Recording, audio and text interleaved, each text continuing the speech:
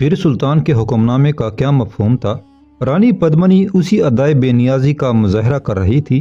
وہ اقتدار کی ایک شیطانی ادا تھی، اور اس شیطانی ادا کا یہ جواب نہیں تھا کہ شاہی سفیر کے جسم پر تشدد کی انتہا کر دی جائے۔ راجہ رتن سنگھ کا ہاتھ دل پر تھا اور وہ لمبی لمبی سانسیں لے رہا تھا۔ میں نے تم سے پہلے ہی کہہ دیا تھا کہ علاؤدین خلجی ایک سیاہ آندھی ہے۔ جب وہ کسی طرف کا رخ کرتا ہے تو پھر موت کی تاریکی کے سوا کچھ باقی نہیں رہتا۔ اس کے ایک سفیر کے جسم پر زخموں کی گلکاریاں کی گئی ہیں۔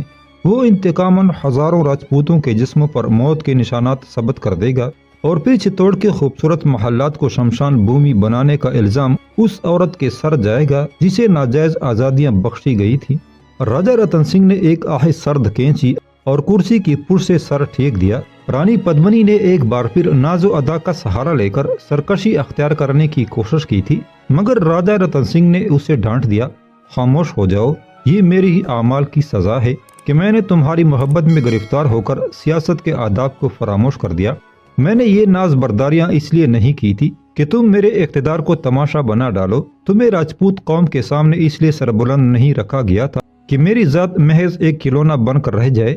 راجہ رتن سنگھ کا لہجہ بہت سوگوار تھا اور اس کے چہرے پر شدید کرب کے آثار نمایاں تھے۔ اب وقت آ گیا ہے کہ عشق اپنے دعوے کی سچائی کو حسن کے حضور ثابت کرے۔ رانی پدمنی بڑے متکبرانہ لہجے میں بول رہی تھی۔ کیا آپ نے مجھ سے شادی کرنے کے بعد یہ وعدہ نہیں کیا تھا کہ میرے اور آپ کے درمیان جو شے بھی حائل ہوگی اسے مٹا دیا جائے گا؟ کیا آپ نے شب عروسی میں میرے حسن کی قسم کھاتے ہوئے یہ نہیں کہا تھا کہ میری ایک جنبش لب پر چتوڑ کے تاج و تخت تک قربان کر دیے جائیں گے؟ پھر یہ کشمکش کیسی اور وعدوں سے انحراف کیوں؟ ہاں، مجھے اپنا کہا ہوا ایک ایک حرف یاد ہے۔ رتن سنگھ کی آواز بجھی بجھی محسوس ہو رہی تھی۔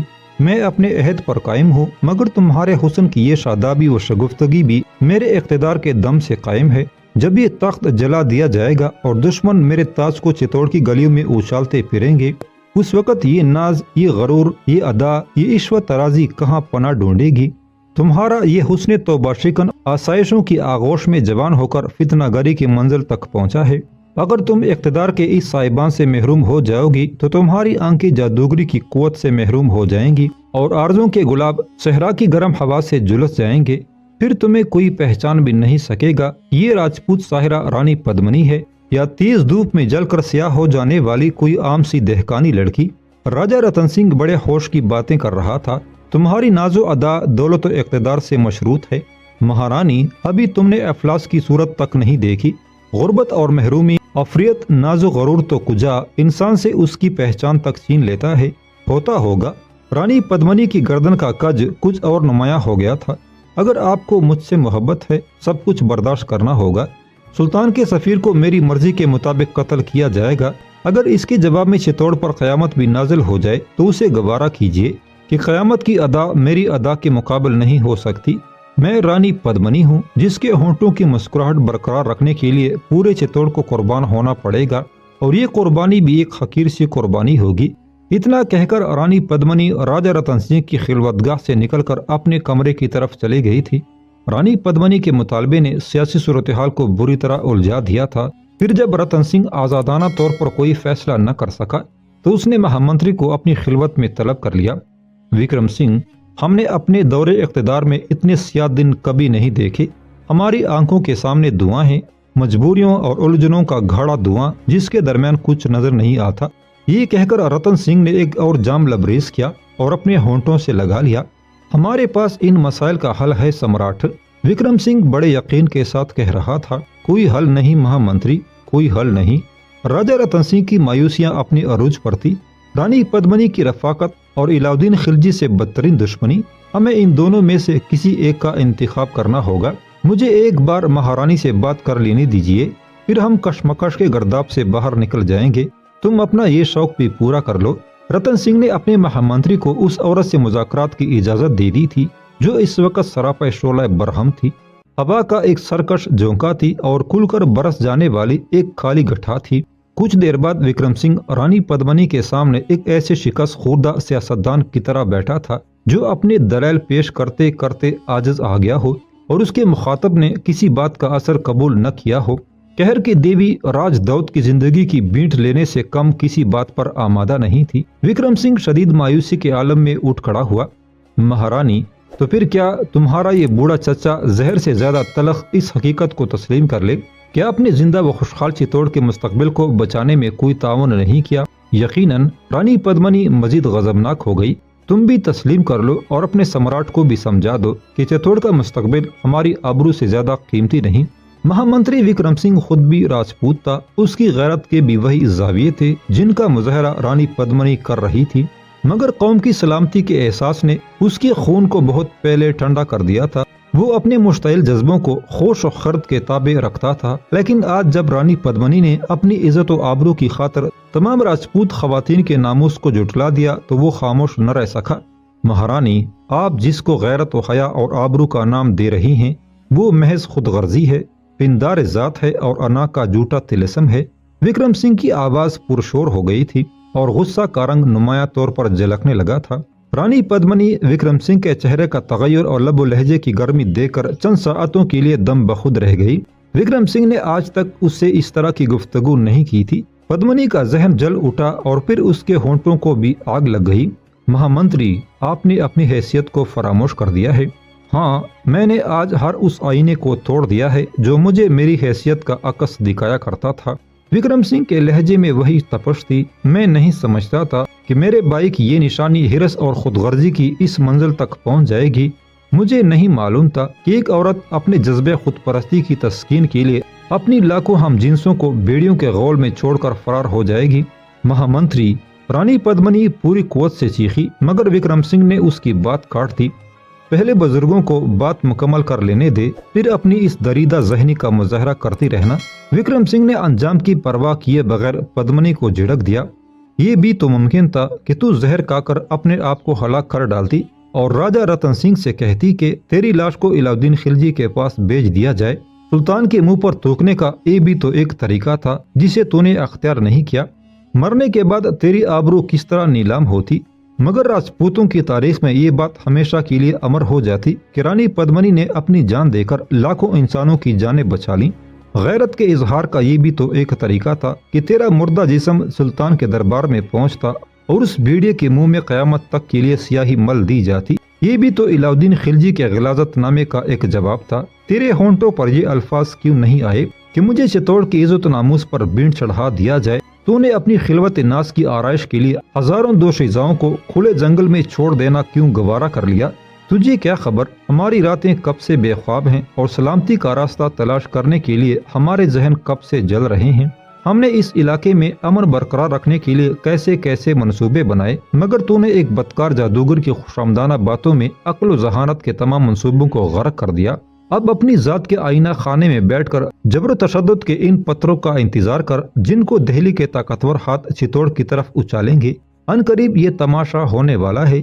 इससे पहले कि बारिश संग शुरू हो जाए, इस मदारी रामदेव को भी बाखबर कर दे कि जिसके बेहुदा मंत्रों ने तुझे गरूर की देवी बना दिया है। ये कहकर महामंत्री विक्रम सिंह बाहर जाने लगा। ठहरो, रानी पद्मनी ने चीख कर कहा, मगर विक्रम सिंह आगे ही बढ़ता रहा। इस गुस्ताखी के जुर्म में तुम्हें वजारत उज़्मा के ओहदे से बरतरफ किया जाता है और तुम्हारी तमाम शाहाना मुराआत सलब की जाती हैं। महारानी को इस ऐलान की जरूरत नहीं थी। मैं खुद भी इस रियासत से वाबस्ता रहना नहीं चाहता जहाँ रामदेव जैसे मदारी इंसानियत के कानून से गिनौना खेल खेलते हैं। महामंत्री विक्रम सिंह ने बुलंद आवाज में कहा और रानी पद्मनी के कमरे से निकल गया। राजा रतन सिंह बड़ी बेचैनी से विक्रम सिंह का इंतजार कर रहा था, मगर महामंत्री राजपूत सम्राट के पास आने के बजाय अपने घर चला गया। निर्मला कुमारी बाप का उदास चेहरा देखकर बेकरार हो गई। क्या फिर कोई तूफान उठ खड़ा हुआ? निर्मला के लहजे में बड़ा इज़्तिराब था। गर्दिश वक्त की आग में सब कुछ जल गया। तुम्हारी बहन महारानी चित्तौड़ ने मुझे वजारत उज़्मा के ओहदे से बरतरफ कर दिया। वो अपनी जात की खातिर पूरे चित्तौड़ को एक खून रंग तमाशा बना देना चाहती है और मैं इस तमाशे में शरीक होना नहीं चाहता। फिर उन्हें इस तमाशे का एहतमाम करने दीजिए। निर्मला ने बाप को समझाने की कोशिश की, मगर मौत और रुसवाई के इस खेल में सिर्फ राजा रतन सिंह और रानी पद्मनी मुलव्वस होते तो मेरी दिलचस्पियां नसीहत की हदूद से आगे न बढ़ती। मैं उन्हें उनके हाल पर छोड़कर पीछे हट जाता।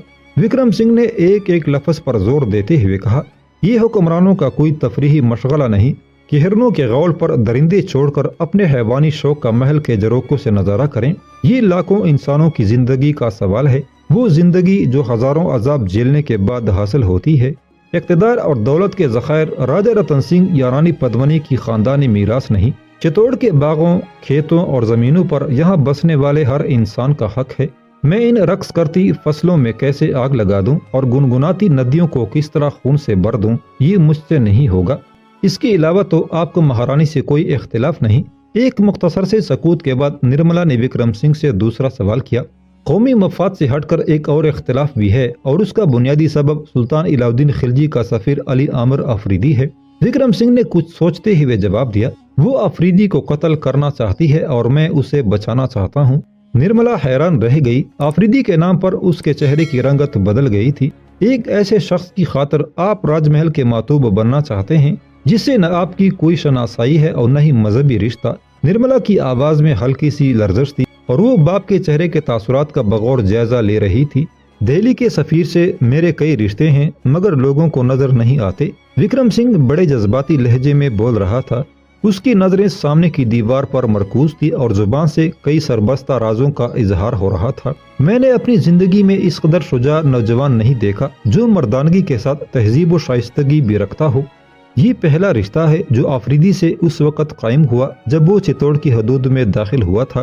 پھر سلطان علاء الدین سے اس کی وفاداریوں نے ثابت کر دیا کہ سفیر ایسے ہی ہوتے ہیں۔ اس کے انداز سفارت نے میرے دل کو مسخر کر لیا۔ میری آنکھوں سے فرض شناسی کی ایسی کوئی زندہ مثال نہیں گزری، اور پھر یہ دونوں رشتے ایک اٹوٹ رشتے میں ضم ہو گئے۔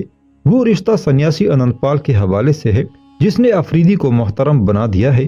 اب میری نظر میں وہ علاء الدین خلجی کا نہیں، سچائی اور روشنی کا سفیر ہے۔ اگر وہ چتوڑ میں داخل نہ ہوتا تو میں زندگی بھر اندھیروں میں بھٹکتا رہتا۔ وہ میرے تاریک جذبوں کے لیے سورج لے کر آیا ہے۔ کیسی روشنی، کیسا سورج؟ نرملا نے چونک کر پوچھا۔ میں تم سے پہلے کہہ چکا ہوں کہ مجھے صرف دو انسانوں سے عقیدت رہی ہے، ایک قتل کر دیا گیا اور دوسرا کوہ آبو کے مندر میں اپنی زندگی کے آخری دن گزار رہا ہے۔ وکرم سنگھ کا اشارہ مقتول آنند پال اور مائی بان متی کی طرف تھا۔ میں نے ان دونوں عظیم انسانوں کو بہت قریب سے دیکھا ہے۔ مائی بان متی ابھی کسی انقلاب کا انتظار کر رہی ہے، مگر سنیاسی آنند پال انقلاب سے قبل ہی مسلمانوں کا مذہب اختیار کر چکے تھے۔ اب میں بھی اسی راستے کا مسافر ہوں جس پر سنیاسی بہت آگے جا چکے۔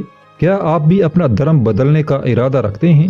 نرملا کماری پر شدید حیرت تاری تھی۔ جس دن سنیاسی نے ایک خدا کا اقرار کیا تھا میں نے بھی اسی دن نئی روش اختیار کر لی تھی۔ وکرم سنگھ نے بیٹی کے سامنے اپنے روحانی انقلاب کا اعتراف کر لیا۔ میں تو اب تک یہی سمجھتی رہی کہ آپ سنیاسی آنند پال کے اقدام سے صرف متاثر ہیں۔ نرملا کماری عجیب سی الجھن میں مبتلا ہو گئی تھی۔ دل سے اقرار تو ہو چکا، بس زبان کا اقرار باقی ہے۔ وکرم سنگھ کے اندازی گفتگو سے ظاہر ہو رہا تھا جیسے وہ تصورات کی دنیا میں بہت دور چلا گیا ہو۔ پھر آپ زبان سے اقرار کب کریں گے؟ نرملا کی حیرت میں دم بدم اضافہ ہوتا جا رہا تھا۔ بہت جلد اچانک وکرم سنگھ کے ہونٹوں پر ایک آسودہ سی مسکراہٹ ابھر آئی تھی۔ اب آفریدی میرے قریب آ گیا ہے، اللہ اسے صحت دے اور دشمنوں کے شر سے محفوظ رکھے۔ نرملا کی سماعتوں میں عجیب سا شور بلند ہوا۔ پہلی بار اس کے کانوں میں بھگوان کے بجائے اللہ کے نام کی صدا گونجی تھی۔ بیٹی، پہلے میں اس بات سے بہت ڈرتا تھا کہ میرے بعد تمہارا کیا ہوگا۔ وکرم سنگھ نے سلسلہ گفتگو جاری رکھتے ہوئے کہا، مجھے ہر وقت یہ اندیشے خوفزدہ رکھتے تھے کہ میرے اعمال کی سزا کے بہانے یہ لوگ تمہیں جان لیوا آزار نہ پہنچائیں، مگر سنیاسی آنند پال کی موت نے میرا یہ خوف ہمیشہ کے لیے دور کر دیا۔ وہ دنیا سے جاتے جاتے مجھے زندگی کا سب سے بڑا سبق دے گئے کہ سچائی کی راہ میں موت بھی رکاوٹ نہیں بن سکتی۔ میں اس موت کو دل کی تمام تر کشادگی کے ساتھ قبول کر چکا ہوں جو ان قریب میرا مقدر بننے والی ہے، لیکن میں تمہیں اجازت دیتا ہوں تم اپنے لیے زندگی کا انتخاب کر لو۔ باپ کی بات سن کر نرملا کے چہرے پر رنج و الم کے گہرے سائے پھیل گئے۔ کیا آپ مجھ سے یہ توقع رکھتے ہیں کہ میں اس زندگی کو قبول کر لوں گی؟ نرملا نے بڑے آزردہ لہجے میں باپ سے سوال کیا۔ نہیں میری بچی، یہ توقعات باندھنے کا وقت نہیں، تم ابھی بہت کم عمر ہو، شاید نوخیزی کے عہد کی تمنائیں تمہیں اپنی ریت اور رواج سے بغاوت نہ کرنے دیں، اس لیے میں تمہیں ہر ذہنی کشمکش سے آزاد رکھنا چاہتا ہوں۔ بوڑھی آنکھوں کا مشاہدہ کچھ اور ہوتا ہے، نوجوانی کا زاویہ نگاہ کچھ اور۔ وکرم سنگھ نے انتہائی حقیقت پسندانہ انداز میں نرملا کو سمجھانا چاہا۔ جس سچائی کو سنیاسی جیسے باکردار انسان نے تسلیم کر لیا، ہم جیسے کمزور ارادوں کے لوگوں کو اس پر شک نہیں کرنا چاہیے۔ جو شخص تمام عمر حکومت کا ماتوب رہا اور پھر جس نے موت کے سائے میں تنہا اپنی بغاوت کا اعلان کیا، وہ نظر کا فریب نہیں ہو سکتا۔ یقیناً سنیاسی کی آنکھوں نے کسی غیر معمولی شے کو دیکھا تھا، ورنہ وہ اس طرح مستانہ وار مقتل کی طرف نہیں جاتے۔ نرملا کی انداز فکر نے مہا منتری کو ناقابل بیان مسرت بخشی تھی۔ ایک شریف النفس انسان نے اپنی بیٹی کی تربیت کے لیے جو خون جگر پیا تھا وہ آج رنگ لا رہا تھا۔ نرملا، میں آج تم سے راضی ہو گیا۔ تم میری جان فشانی کا وہ درخت ہو جس کی گھنی چھاؤں کے لیے میں نے دیوتاؤں سے شب و روز دعائیں کی ہیں۔ دیوتاؤں سے؟ نرملا نے وکرم سنگھ کو ٹھوکا۔ مہا منتری نرملا کی اس گرفت پر مسکرایا۔ بتوں کو پکارتے صدیاں گزر گئی ہیں، اس لیے زبان کی لغزش پر تمہیں کوئی حیرت نہیں ہونی چاہیے۔ وکرم سنگھ کے لہجے میں شگفتگی تھی، مگر یہ شگفتگی زیادہ دیر تک برقرار نہ رہ سکی۔ مہا منتری کے ایک خدمتگار نے سکون کے ان چند لمحات کو منتشر کر دیا اور ایک بار پھر فضا میں تلخیاں گھل گئیں۔ خدمتگار نیم قد جھکا ہوا کہہ رہا تھا، راج محل کا ملازم خاص حاضر ہوا ہے۔ راجپوت سمراٹ رتن سنگھ بہت دیر سے آپ کے منتظر ہیں۔ رتن سنگھ کا نام سنتے ہی وکرم سنگھ کے سینے میں بیزاری کی ایک تیز لہر اٹھی، مگر اس نے اپنے چہرے سے کسی تاثر کا اظہار نہیں ہونے دیا۔ سمراٹ کے حضور عرض کرو کہ میں ریاست کے ایک ضروری کام سے فارغ ہونے کے بعد پہلی فرصت میں حاضر ہوتا ہوں۔ ملازم کے جاتے ہی وکرم سنگھ نے نرملا کماری کو اپنے پیچھے آنے کا اشارہ کیا۔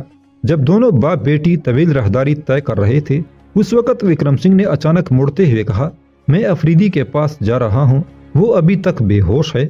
آپ نے راج دوت کو کس کمرے میں رکھا ہے؟ نرملا نے جذبوں کی روانی میں باپ سے سوال تو کر دیا، مگر فوراً ہی اسے شرم اور ندامت کا احساس ہونے لگا۔ افریدی ہمارے مخصوص تہہ خانے میں موجود ہے، وکرم سنگھ نے چلتے چلتے جواب دیا۔ مخصوص تہہ خانہ؟ نرملا نے حیرت سے پوچھا، تم اس تہہ خانے کے راز سے باخبر نہیں ہو؟ وکرم سنگھ نے مختصراً سمجھاتے ہوئے کہا، وہ ہمارے بزرگوں کا بنایا ہوا ایک ایسا تہہ خانہ ہے جس کے اندر داخل ہونے کا راستہ ہمارے علاوہ کوئی نہیں جانتا۔ رانی کی بے پناہ نفرت نے راجہ رتن سنگھ کو مجبور کر دیا کہ وہ علی عامر افریدی کو میرے حوالے کر دیں۔ ان کے خیال میں راج دوت کی سلامتی کا یہی ایک راستہ ہے، اور میرے پاس اس کی سوا کوئی چارہ کار نہیں تھا کہ میں افریدی کو اپنے بزرگوں کے مخصوص تہہ خانے میں منتقل کر دوں۔ تو کیا راجپوت سمراٹ بھی اس تہہ خانے تک نہیں پہنچ سکتے؟ نرملا نے باپ سے ایک اور سوال کیا۔ میری رہنمائی کے بغیر وہاں کوئی نہیں پہنچ سکتا، وکرم سنگھ نے جواب دیتے ہوئے کہا۔ میں بہت جلد تمہیں اس تہہ خانے سے متعلق تمام تفصیلات بتا دوں گا۔